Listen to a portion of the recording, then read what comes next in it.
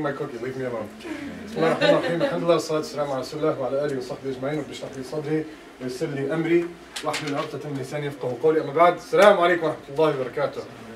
Alright, guys, it's going to be an exciting presentation. I haven't done one of these in a long time, so alhamdulillah, I'm really excited. I just got back from Maui a couple weeks ago, so getting back into the groove of things is a little hard. But you know, they have a musalla in Maui, and their Jum'ah they had like 60 people. I was really surprised. It's a small island, but alhamdulillah, there's a lot of indigenous Hawaiian Muslims in Maui, so it's kind of fun to see that. Alhamdulillah. And they're actually engaged in giving dawah in Hawaii. There's a big Hawaiian Muslim movement of giving dawah. And we were actually last year going to start a WhyIslam team down in Hawaii. Wow. And so, yeah, alhamdulillah, was, so good times, right? Alhamdulillah. Yeah. And just to give you guys some good news, alhamdulillah, 2 years ago we were up in Alaska, in Anchorage, in Alaska, and they started a dawah team in Alaska and Anchorage at one of the largest masajid in Alaska. MashaAllah, it's their first dawah team up there. They had the governor there, and they had the mayors and blah, blah, blah. It's a big deal, mashallah. So there's a lot of awesome dawah work happening, guys. So inshallah, hopefully this presentation, I'll give you guys a quick introduction. We'll give you a bit of a glimpse of what dawah is, what the purpose of it is, why do we do dawah, how do we do dawah, some quick pointers, and we'll get into some methodology issues, inshallah, in just a bit. And we'll go from there. Quick intro about myself, other than what Brother Kareem Zakla Khairan. Go way back. This is my boy right here. Alhamdulillah, I'm glad that you guys have him because he's honestly a big asset to the community in SoCal. So, alhamdulillah, amazing things can happen here. So we miss him a lot. Hopefully we'll jack him someday from you guys. Anyways, I've been involved in WhyIslam for around 7 or 8 years now. And WhyIslam is basically an organization. It's a dawah organization. Or its mother organization is ICNA, the Islamic Circle of North America. WhyIslam is based out in New Jersey. Started branching out throughout the country, actually. We have over 20 teams throughout the nation in different cities, all the major cities, and then kind of sporadic, random cities here and there. On the West Coast alone, we have 10 teams on the West Coast alone. We have 4 teams in Southern California. We have teams up north in Bay Area, in Sacramento, and we have some teams in San Diego, alhamdulillah. So basically what it is, think of like a grassroots organization with a national head, with a national kind of undertone. And so each team organizes various dawah efforts. We'll go to malls, we'll go to book festivals, farmer markets, we'll go to swap meets, the local Walmart. We'll put out a table, and it'll be our dawah table, and from there we just start putting out a message. We do radio ads, we do billboards, we do TV ads, we do national campaigns. We just got finished doing a Sharia campaign. We had a couple celebrities on USA Network for quite some time doing a big religious intolerance campaign. So alhamdulillah, we're also involved on kind of mainstream media in that avenue as well. We feel that that's also important, along with our local grassroots dawah efforts. Beyond that, I don't want to give a long, boring spiel about WhyIslam, but alhamdulillah, that's what we do. And again, this presentation is from WhyIslam. Let me give you guys some quick sources on where we get this stuff from. I am nowhere near qualified in terms of a sheikh or scholar, nor am I like some crazy learned person. They just chose me to give this presentation. Alhamdulillah, this presentation, we get a lot of the information from here comes from 4 main sources. Number 1, Kamal al-Makki, Sheikh Kamal al-Makki. I don't know if you guys have heard of him. Amazing guy, really involved in dawah, Sheikh Kamal al-Makki. He has, if you guys have heard of it, How to Give Shahada in 10 Minutes. You guys have heard of that class? If not, it's on YouTube, How to Give Shahada in 10 Minutes. It's a pretty cool course. You know, it's not like you're going to get a Shahada in 10 minutes. His focus is a little different than our focus, but nonetheless, really good sources. Number 2, Dr. Yahya Amrik. Amazing guy. If you guys haven't heard of him, do your research. This is one of the most awesome dawahs, in my opinion, in the States. Real cool guy. He wrote the book, you guys heard of it, Islam for Dummies? Yeah, he did that one, and Idiot's Guide to Islam. He also did that one too. The new one, the Idiot's Guide to Islam, awesome book. I read it all the time, by the way. There's a lot of really good tips on how he approaches, you know, teaching people about Islam. Sometimes, you know, these books are the best, by the way. It's a really good book. Anyways, 3rd, Muhammad Sharif, Sheikh Muhammad Sharif. He did a lecture, a CD set on 21 dawah techniques of the Prophet Muhammad sallallahu alaihi wasallam. And these are all going to be laid out at the, we have a slide in here with all of our sources, inshallah. So basically what I'm trying to get to, guys, is that we didn't necessarily come up with a lot of this stuff. We took it from other sources, put it together. What we came up with is we have certain techniques that we're going to be, inshallah, sharing with you, that we feel we've used in the past and that worked. Sometimes it works, sometimes it won't. You're going to see in your own dawah, sometimes it works and sometimes it's not going to work. You know, the Prophet was hanging out with his uncle for how many years, right? Giving dawah to him left and right, using every technique in the book, pleading with his uncle to become Muslim, and Allah subhanahu wa ta'ala did not give him guidance. And his uncle did not become Muslim. So at the end of the day, some people Allah subhanahu wa ta'ala will open up to, and some people will stay closed. And that's how it is. We just have to kind of accept that and move on with our lives. Do something important. And inshallah we'll talk about that. I was talking to some of the brothers about Coptics. We'll be going over some certain groups of people to stay away from, and certain groups of people where you absolutely have to give dawah to, inshallah. What else? Anything else before I start?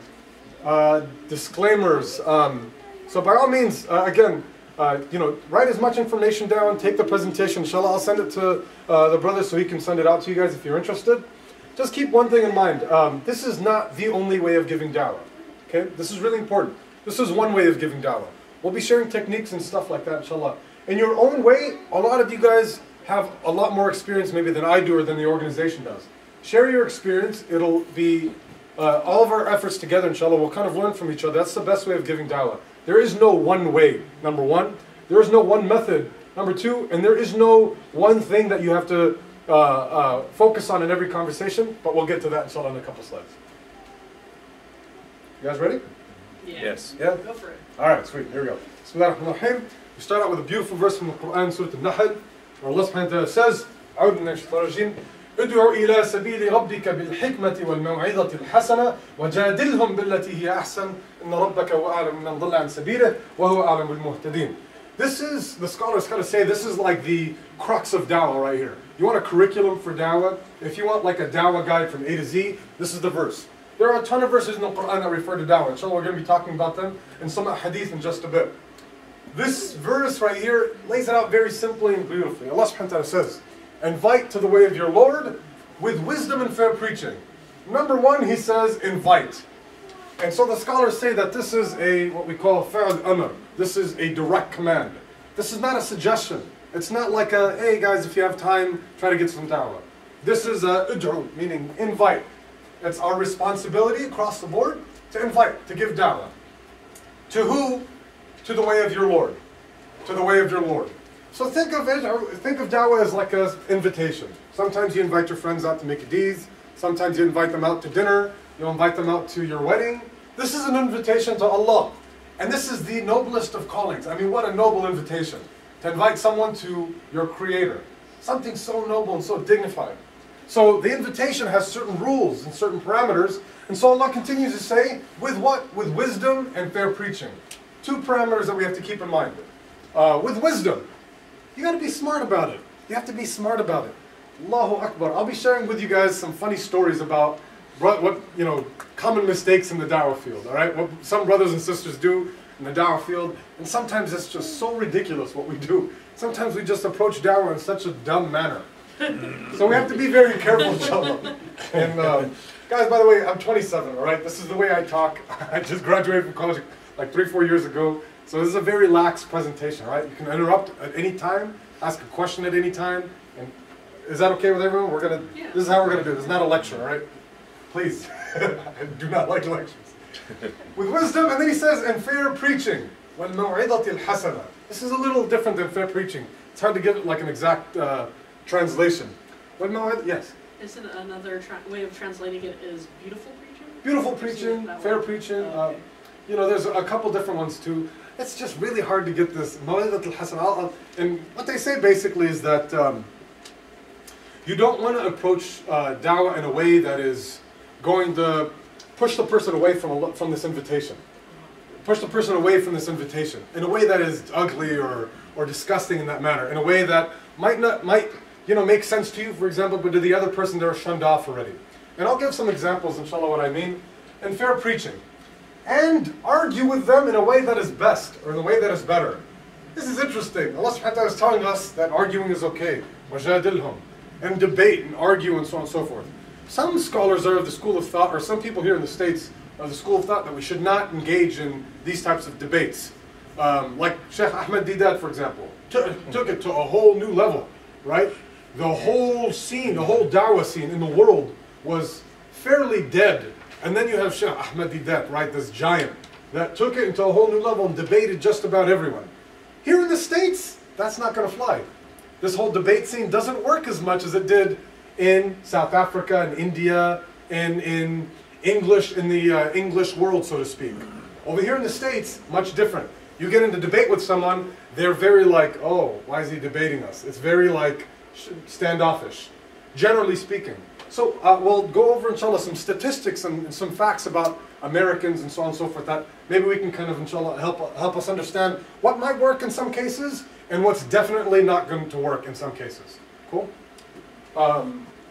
Just one quick example about this. I remember, I don't know if you guys know him, Sheikh Ali, Shabir Ali. You guys heard of him? Yeah. Oh, I'm sorry, go ahead. You just, I just wanted to say something. No, it's okay. Shabir Ali, Yeah. I remember attending a bunch of his debates at Biola University. Biola University is like this ultra, I don't want to say conservative, but this ultra-Christian school. It's a college, it's a university. And Sheikh Shabir Ali would debate there like 3 or 4 times a year. I remember setting up dawah tables, and I promise you, brothers and sisters, not once was anyone truly interested in Islam. They would come strictly to get mad at the debate and to refute what the other guy is saying. They're not there to learn. So the people that are attending the debate, both Muslims and non-Muslims, are not genuinely there to listen to the debate and try to seek truth. They're there to argue with the other side. Muslims and non-Muslims alike. I would go there not trying to listen what his points are. I'm trying to refute his points. So the debate becomes useless for that matter. In other settings, it might be useful. I'm not knocking debates, by the way. We've been in a ton of debates before. We still get into debates, alhamdulillah. But you have to pick and choose where it's useful. Do you have a comment?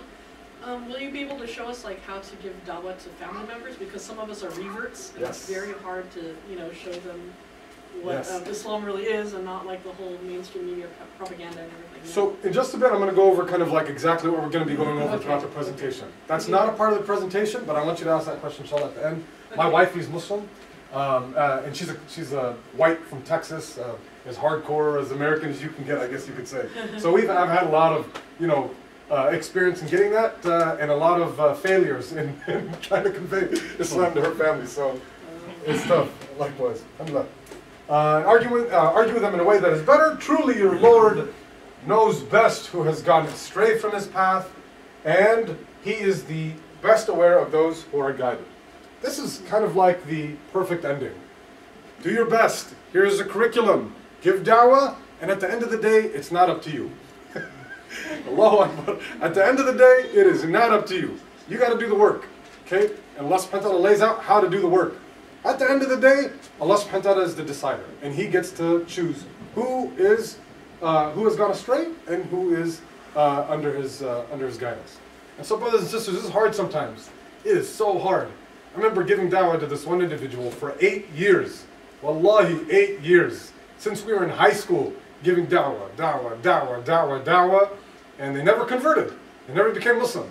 And then all of a sudden last year, I hear that the brother went and talked to some random guy who's like, doesn't know that much about Islam, talks to him for 5 minutes and becomes a Muslim. I was like, are you kidding me? 8 years!